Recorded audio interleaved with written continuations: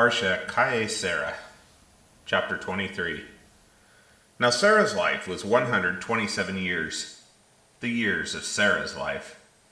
And Sarah died in Kiriath Arba, that is, Hebron, in the land of Canaan. Abraham came to mourn for Sarah and to weep over her. Then Abraham rose from before his dead one and spoke to the sons of Heth, saying, I am an outsider and a sojourner among you. Give me a gravesite among you, so that I may bury my dead from before my presence. The sons of Heth answered Abraham, saying to him, Listen to us, my lord. You are a prince of God among us. Bury your dead in the best of our graves. None among us will withhold his grave from you to bury your dead one. Then Abraham got up and bowed down to the people of the land, to the sons of Heth, and spoke with them, saying, If you are of a mind to let me bury my dead one from before my presence, listen to me. Plead with Ephron the son of Zophar on my behalf, that he may give me the cave of Machpelah, that belongs to him, that is at the end of his field. At the full price let him give it to me in your midst for a gravesite. Now Ephron was sitting in the midst of the sons of Heth. And Ephron the Hittite answered Abraham in the ears of the sons of Heth, all those who enter the gate of his city, saying, No, my lord, listen to me. The field, I hereby give it to you. Also the cave that is in it, I hereby give it to you. In the eyes of the sons of my people, I hereby give it to you. Bury your dead one. Then Abraham bowed down before the people of the land, and spoke to Ephron in the ears of the people of the land, saying, But if only you would please listen to me, I hereby give the price of the field. Accept it from me, that I may bury my dead one there. So Ephron answered Abraham, saying to him, My lord, listen to me. A land worth 400 shekels of silver? What is that between me and you? Bury your dead one. Abraham heard Ephron. So Abraham weighed out to Ephron the silver that he had spoken of in the ears of the sons of Heth, 400 shekels of silver at the merchant's rate. Now Ephron's field that is in Machpelah, next to Mamre, the field and the cave that is in it, and all the trees that are in the field and all its surrounding territory, was handed over to Abraham as a purchased possession in the eyes of the sons of Heth, before all those who enter the gate of his city. Afterward Abraham buried Sarah his wife in the cave of the field of Machpelah, next to Mamre, that is, Hebron, in the land of Canaan. So the field and the cave that was in it were handed over unto Abraham as a gravesite from the sons of Heth. Chapter 24. Now Abraham was old, advanced in years, and Adonai blessed Abraham in everything. Then Abraham said unto his servant, the oldest of his household, who managed everything that belonged to him, Now put your hand under my thigh, so that I may make you take an oath by Adonai, the God of heaven and the God of earth, that you will not take a wife for my son from among the daughters of the Canaanites among whom I am dwelling. On the contrary, to my land and to my relatives you must go and get a wife for my son Isaac. But the servant said to him, Suppose the woman were unwilling to follow after me to this land. Should I then have your son go back to the land you came from? Abraham said to him, See to it that you do not return my son there. Adonai, the God of heaven, who took me from my father's house and from my native land, and who spoke to me and made a pledge unto me, saying, To your seed I will give this land. He will send his angel before you, and you will take a wife for my son from there.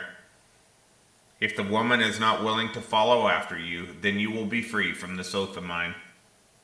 Nevertheless, you must not return my son there. So the servant put his hand under the thigh of Abraham his master, and he made a pledge to him concerning this matter. Then the servant took 10 of his master's camels, and left with all the best of his master's things in his hand. Then he arose and went to Aram Naharaim, to Nahor's city. Then he made the camels kneel down outside the city by the well of water at evening time, the time for going out to draw water. Adonai, the God of Abraham my master, he said, please make something happen before me today, and show loyalty to Abraham my master. Look, I am standing by the spring of water, and the daughters of the men of the city are going out to draw water.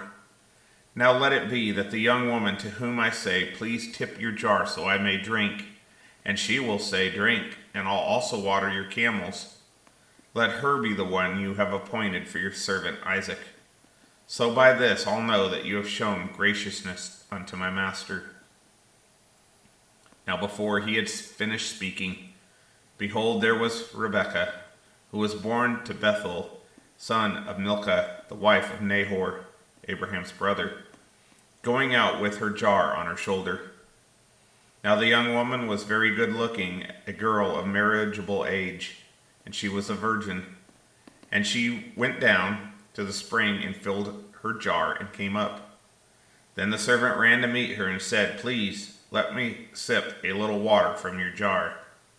So she said, drink, my lord. And she quickly lowered her jar onto her hand and gave him a drink. Now when she had finished giving him a drink, she said, I'll also draw water for your camels until they finish drinking. So she quickly poured out her jug into the trough, ran back to the well to draw water, and drew water for all his camels. While the man continued to pay close attention to her, keeping silent in order to know whether or not Adonai had made his way successful. Now after the camels had finished drinking, the man took out the ring of gold, weighing a half shekel, and 2 bracelets on her hands weighing 10 shekels of gold. Whose daughter are you? He said. Please tell me, is there room in your father's house for us to spend the night? And she said to him, I'm the daughter of Bethuel, son of Milcah, whom she bore to Nahor. She also said to him, there's both straw and plenty of feed with us, as well as room to spend the night. Then the man bowed down and worshipped Adonai, and he said, blessed be Adonai, God of my master Abraham, who has not forsaken his loyalty and his truth toward my master. As for me, Adonai has guided me in the way to the house of my master's brothers. Then the young woman ran and told her mother's house these things. Now Rebekah had a brother, and his name was Laban. And Laban ran outside to the man at the spring. As soon as he saw the nose ring and the bracelets on his sister's hands, and when he heard the words of Rebekah his sister, saying, thus the man said to me, he went to the man. There he was, standing by the camels at the spring. So he said, come in, blessed of Adonai. Why are you standing outside when I've tidied up the house and there is room for the camels? So the man came to the house and he unloaded the camels. Straw and feed were given to the camels and water to wash his feet and the feet of the men who were with him. Food was placed before him to eat, but he said, I won't eat until I've stated my business. So he said, speak. I am Abraham's servant, he said. Adonai has blessed my master very much, so that he has become great, and he has given to him flocks of sheep and cattle, silver, gold, male slaves, female slaves, camels, and donkeys. Now Sarah, my master's wife, gave birth to a son for my master after she was old, and he gave him everything he owns. Then my master made me take an oath, saying, you must not take a wife for my son from among the daughters of the Canaanites in whose land I'm dwelling. Instead, you must go to my father's house and to my family and take a wife for my son. But I said to my master, suppose the woman won't come back with me. So he said to me, Adonai, before whom I've walked continually, will send his angel with you, and he will make your way successful, and you will take a wife for my son from my family and from my father's household. Then you'll be free from my oath. If you come to my family, and if they don't give her to you, then you'll be free from my oath. So I came today to the spring and said, Adonai, the God of Abraham my master, if you are really going to make my way upon which I am walking successful, look, I'm standing by the spring of water. So let it be that the unmarried girl who is going out to draw water, to whom I'll say, please give me a little water to drink from your jug, and she'll say to me, drink, and I'll also draw water for your camels. Let her be the woman whom Adonai appoints for my master's son." I had not yet finished speaking to my heart, and behold, there was Rebekah going out.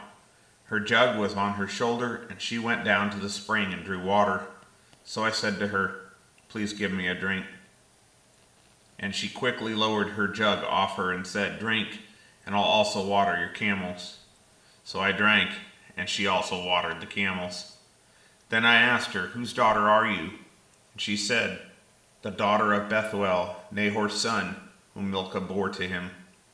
Then I placed the ring on her and the bracelets upon her hands.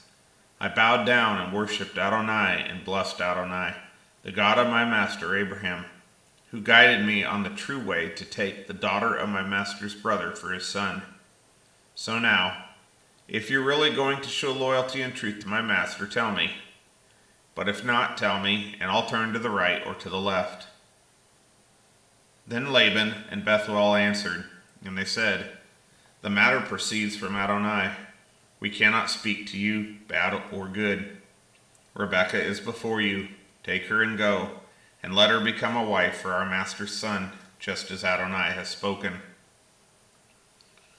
Now when Abraham's servant heard their words, he bowed down to the ground to Adonai. Then the servant brought out articles of silver and gold and garments, and gave them to Rebekah. He also gave precious gifts to her brothers and to her mother. Then they ate and drank, he and the men who were with him, and spent the night. When they arose in the morning, he said, "Send me off to my master." But her brother with her mother said, "Let the young woman stay with us a few days, or 10. Afterward she may go." But he said to them, "Don't delay me, since Adonai has made my way successful. Send me off so I may go to my master." So they said, "We'll call the young woman and let's ask her opinion." Then they called Rebekah and said to her, "Will you go with this man?"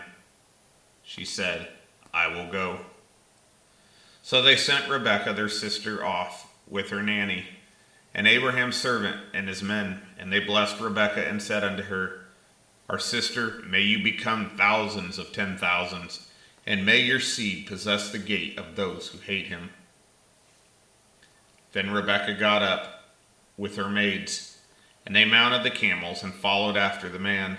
So the servant took Rebekah and departed. Now Isaac had come from visiting Beer-shalai-roi and was living in the land of the Negev.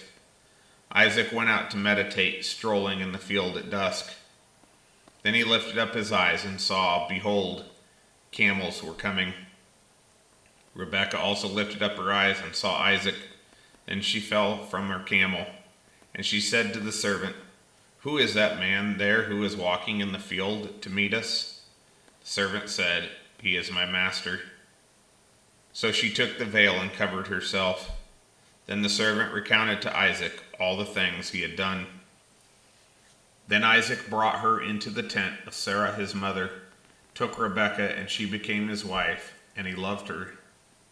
So Isaac was comforted after the loss of his mother. Chapter 25. Now Abraham took another wife. Her name was Keturah, and she bore him Zimran, Jokshan, Midian, Ishbak, and Shua. Jokshan fathered Sheba and Dedan. Dedan's sons were Ashrim, Lutshim, and Lumim. Midian's sons were Ephah, Epher, Hanok, Abidah, and Ildah. All of these were Keturah's sons. Now Abraham gave everything he had to Isaac. But to the sons of Abraham's concubines, Abraham had given gifts and sent them away from his son Isaac while he was living, eastward to the land of the east. Now these are the days of the years of Abraham's life that he lived, 175 years. So Abraham breathed his last and died at a good old age, old and satisfied. Then he was gathered to his peoples.